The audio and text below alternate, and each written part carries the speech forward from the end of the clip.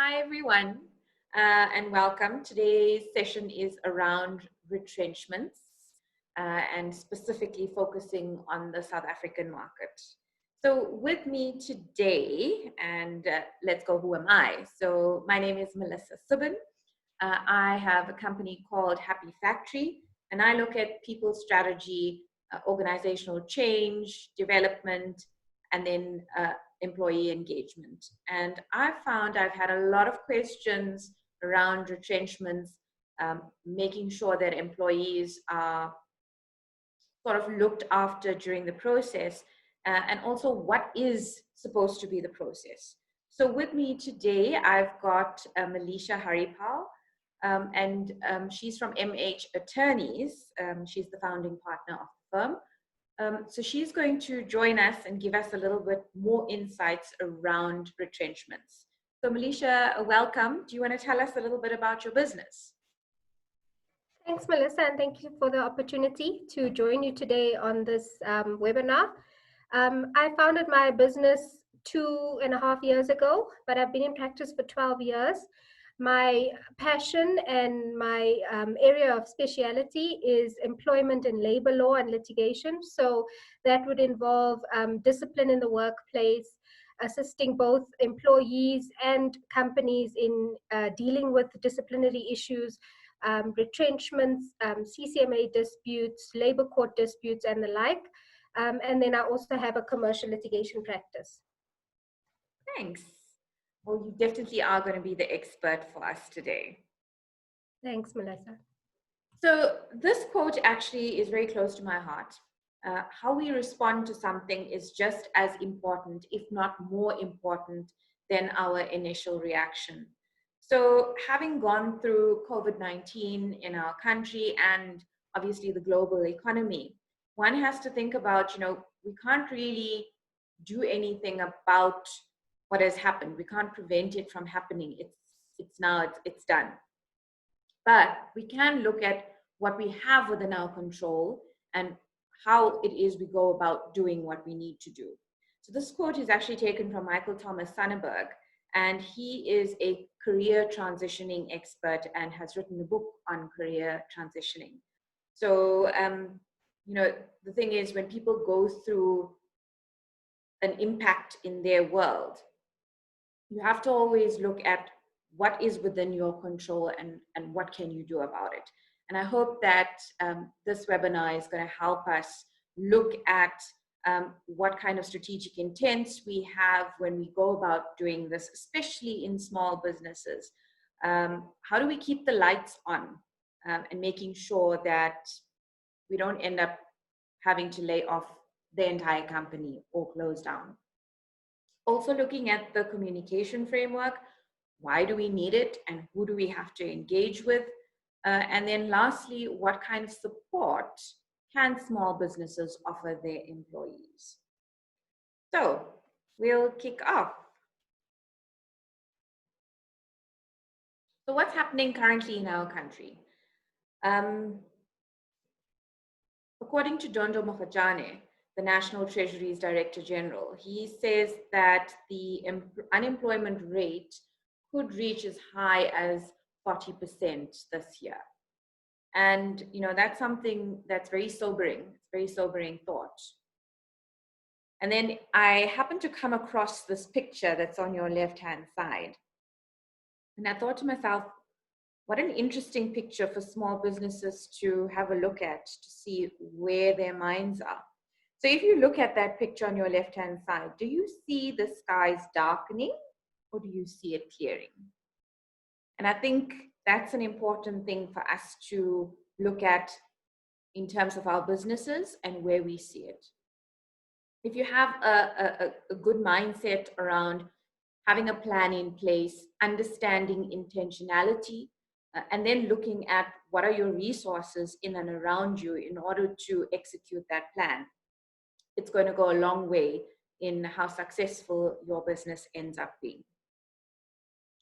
So, Melisha, I think at this point, I would then ask you to give us a little bit of background around retrenchments. What is it? Why do people do it? And how do we know it is, in fact, a retrenchment?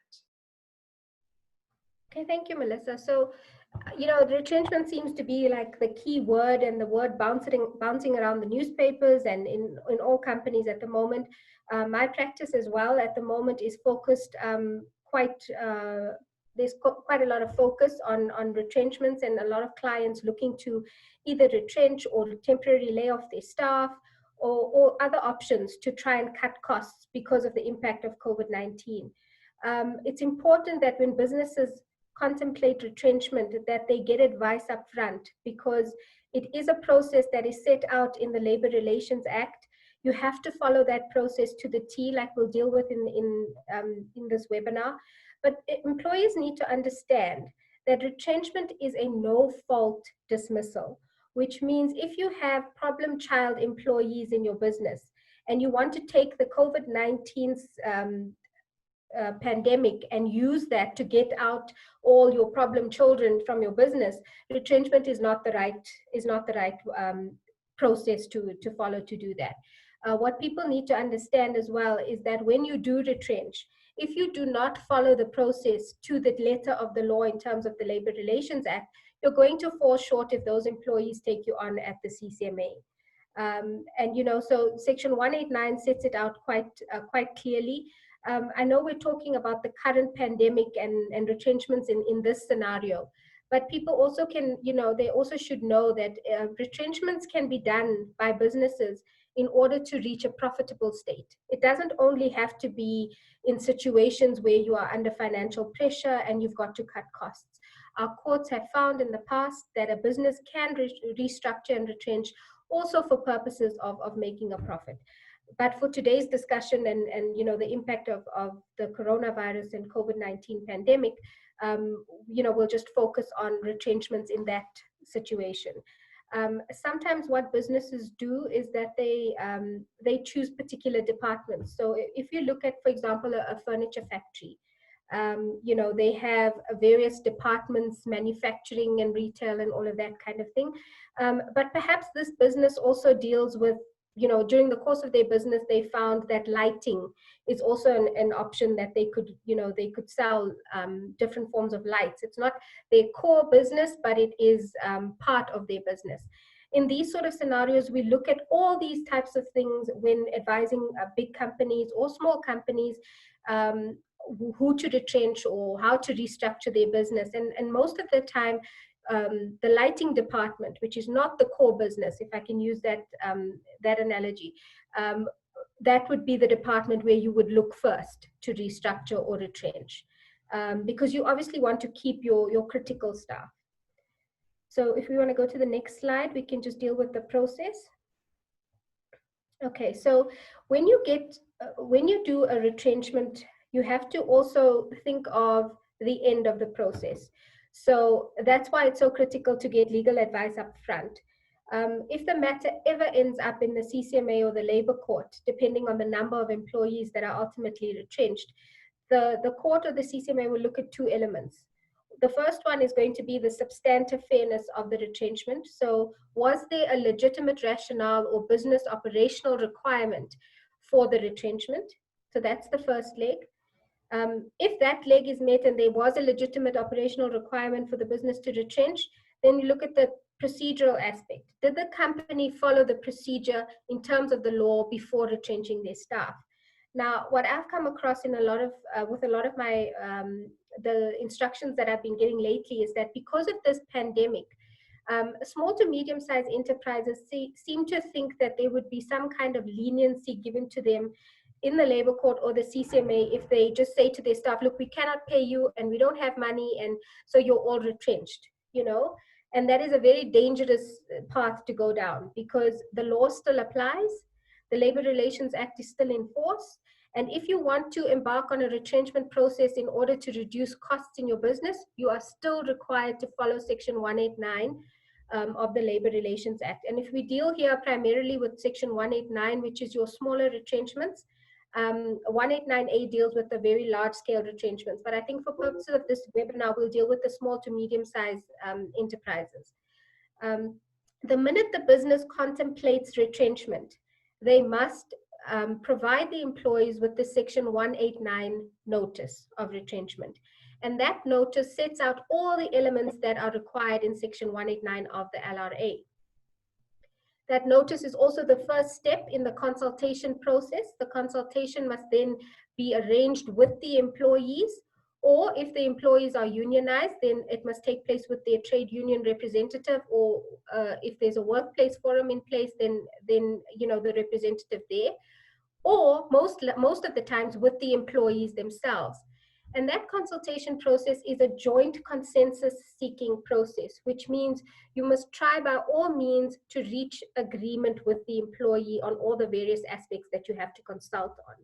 So for example, if during this process, the employees must come up with, and so must you as the business owner, alternatives to avoid the retrenchment, or provide suggestions. And there is an onus on the company to take into consideration all of those suggestions and alternatives proposed by the employee, in order to try and minimize the effect of the dismissal, or to avoid the dismissal in totality. So sometimes what happens during the consultation is the employees are able to come up with viable alternatives, such as, we understand the business is under financial constraint.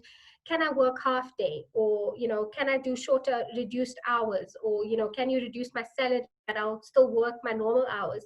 Employees have also been very engaging in this whole last 3 months of dealing with COVID-19. The general consensus out there seems to be that I'd rather have my job than lose my job. So they really are engaging nicely with the employers regarding reduced hours and all of that. But sometimes it's inevitable that a retrenchment will happen, because the company simply cannot afford to even do short time. But all of those things must be discussed during the consultation process. Once, during the consultation process, you also discuss the proposed severance package. So in terms of the current legislation, if you are retrenching your employees, you are required by law to pay them 1 week remuneration for every completed year of continuous service. Now, if you are a small business and you have a little bit of capacity to pay a little bit more, or it's part of your policy, that your retrenchment policy, that you would pay 2 weeks or whatever the case may be, then you must pay that. But generally it's in terms of in terms of the law, which is the 1 week, or the policy you have in place. And in addition to that severance, you look at the employee's contract and you pay them their notice and their accrued leave in terms of their contract. The consultation process must or should be recorded or minuted, so that there is an adequate reflection of what happened should the matter go further and become litigious. So, it's important that employers take every prerogative that's given to them in the law to consult properly with these employees. And to act fairly. I think in this whole situation, we need to also, from both sides, employees and employers, need to be fair in the circumstances, and they need to take into consideration the effect that the retrenchment would have on both the business and on the employee and their ability to generate. My advice to companies would always be to try and be as supportive as you can of your employees within the means of the business during this process, because it's a difficult process for everyone involved. And also just get advice before you start the process, because a retrenchment process, if you come short and don't follow the process in terms of Section 189 of the LRA, you will find that a CCMA will find that the matter has been, the dismissal has been procedurally unfair at the very least, which carries obviously a compensation order with it. Okay, thanks, Melisha. That was extremely comprehensive. From what I heard you say is that people can retrench because they're closing down departments, or they no longer have a product, they're discontinuing the product, or they no longer need that many people to supply that particular product or do that particular job. And then you also may have situations where you could be changing the business in order to turn over a profit. And in that instance, you would then have to look at retrenchments. I also heard you say things like making sure that that businesses have a good enough reason and can substantiate why they need to retrench people. and then also to make sure that they followed the process and have consulted employees throughout, and then also documenting it. So, Yes. so I do think, people that are out there that are having to go through this, or small businesses rather, should actually get someone to come in and advise them if they're not sure as to what the correct process is. Yes, I mean, also what I didn't touch on, Melissa, was also the selection criteria that companies would use. Sometimes positions become redundant, or they could be amalgamated into other roles. So, for example, if you have 3 marketing people, and now due to the financial problems, you need only one, then you would retrench 2, and one would take over. But then again, we must look at selection criteria in terms of who's been there the longest. So the usual LIFO principle of last in, first out. Or employers could also use a selection criteria that is a little bit more subjective, based on the skill set of the particular employees that they keep and the ones that they choose to retrench. So all of those things need to be looked at when you contemplate a restructure or retrenchment, and it needs to be strategic, because you also don't want to do your business in by getting rid of the wrong people. So you have to be strategic when you embark on this kind of process. I think that's extremely important, which takes us to the next portion, which is how do you make sure you keep the lights on? And I think that when people are making this decision or going through a retrenchment process, it's very emotive. There's lots of emotions involved, by all the parties concerned. And the one thing that business owners must not forget is to make sure that the business is still running. They always say you can't pour from an empty cup. So business owners should make sure that they are not depleting their own cup.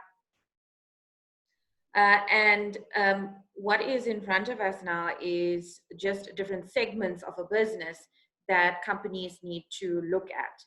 So if we have to take the furniture manufacturing business that you mentioned earlier and keep that analogy, from a service perspective, things that would need to be looked at would be, the marketing.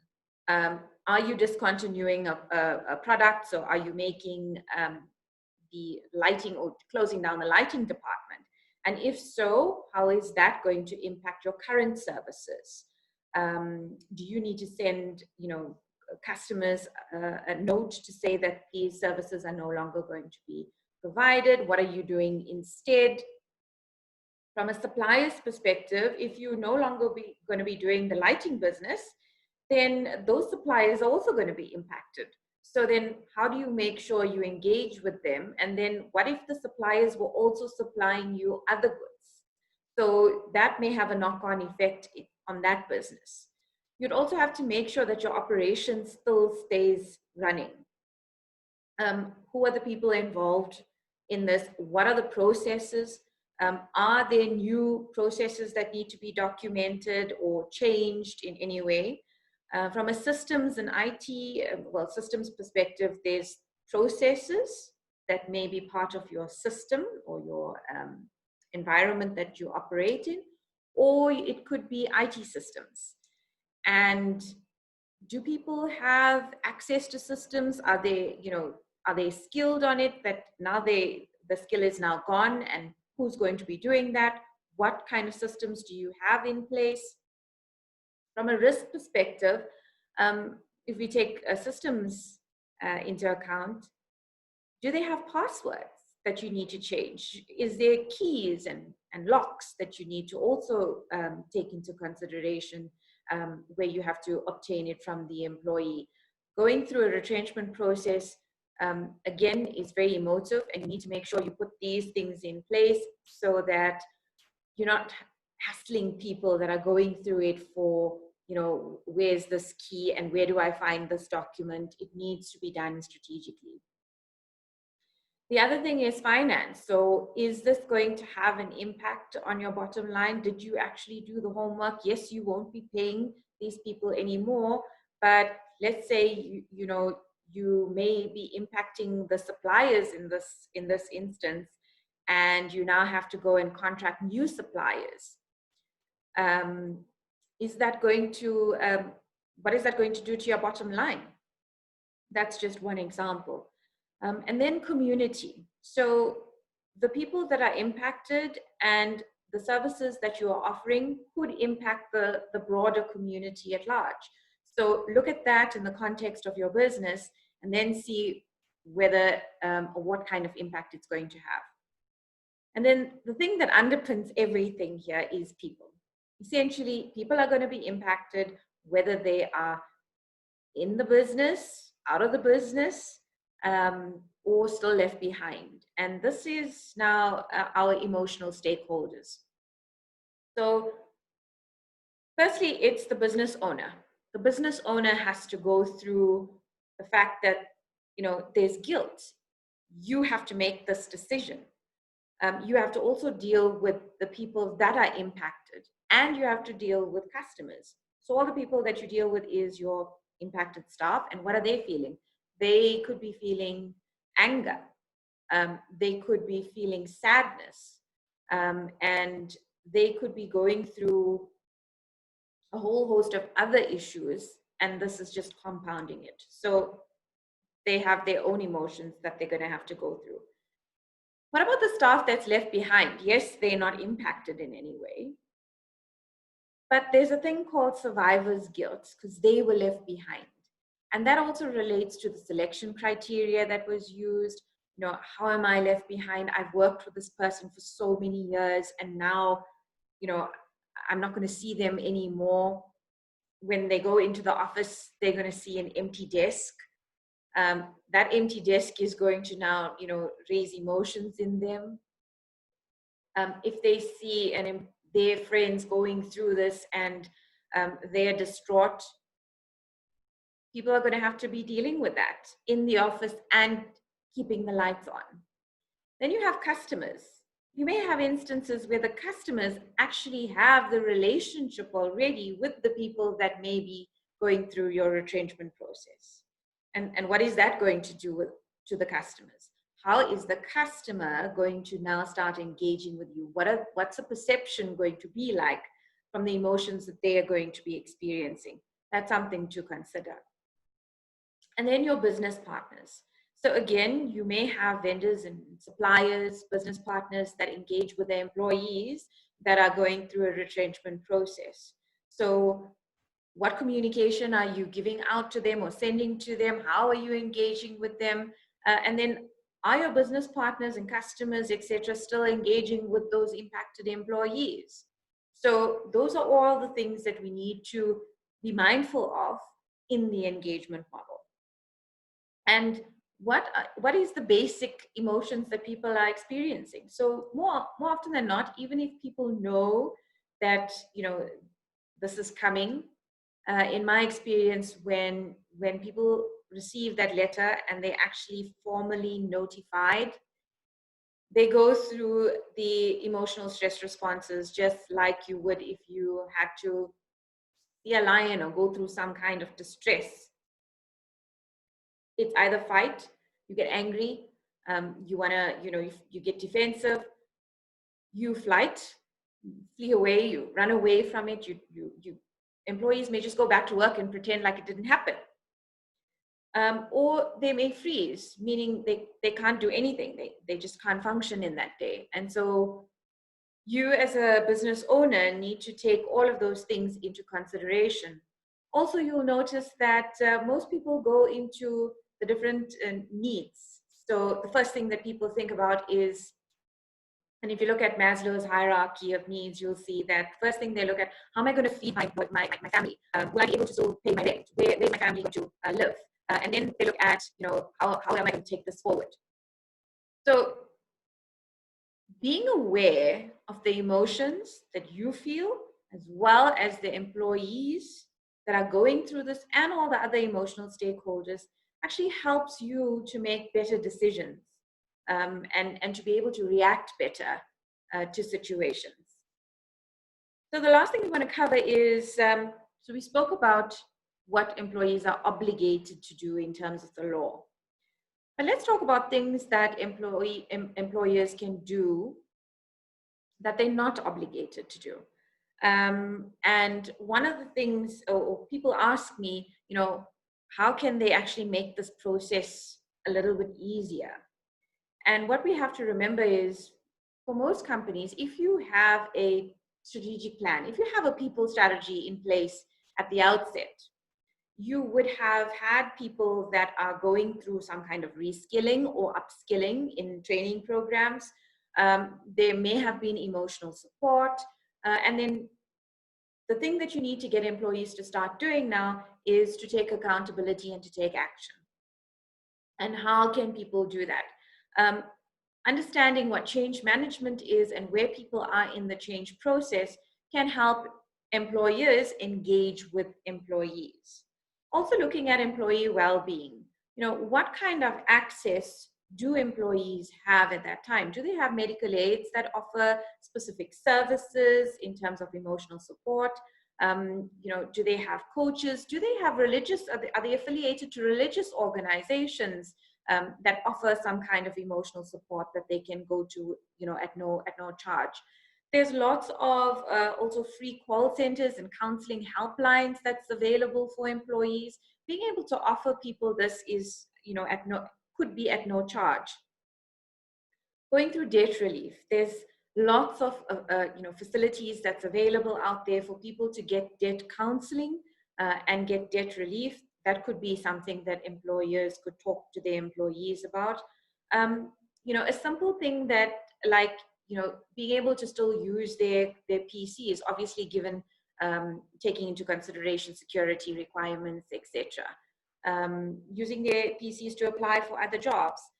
Looking at, again, managing their finances better.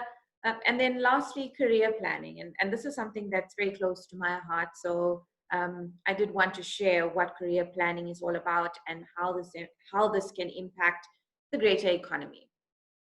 So when you look at career planning and you take people through this, the first thing that you look at is what's their passion and their purpose in life. So what are they good at doing? What do they love doing? And then what kind of skill sets do they have that they can use in order to get paid? So how can you make money from those skill sets? And if you look at your accomplishments in life, what your competencies are, where you are, what have you learned in the last job that you've done, and what skill sets can you put onto your CV or into your life in general? And what resources do you have available in order to earn you money? And it doesn't have to be getting another job. It could be being an entrepreneur. It all depends on each person. It's an individual thing. And what you'll see on the screen at the bottom here is what you call a drama triangle. And more often than not, when we find ourselves in situations that cause us some anxiety, we either become the victim, as in, this is happening to me. I can't believe this is happening to me, or, woe is me. Or you become the persecutor and saying, they did this, or this person did this to the other person. And then you also become the rescuer, where you just like sacrifice everything for everybody else and you think that's the way to go. In all of these situations, you actually are operating from an emotional standpoint. You want to step out of it to look at what is the skills, what are the facts of the matter, and what kind of resources do I have at my disposal for me to move forward. And I think that's what career planning is all about, and especially during this time and in this particular context. So again, this is something that's very close to my heart, and I look at doing some of this in my consulting.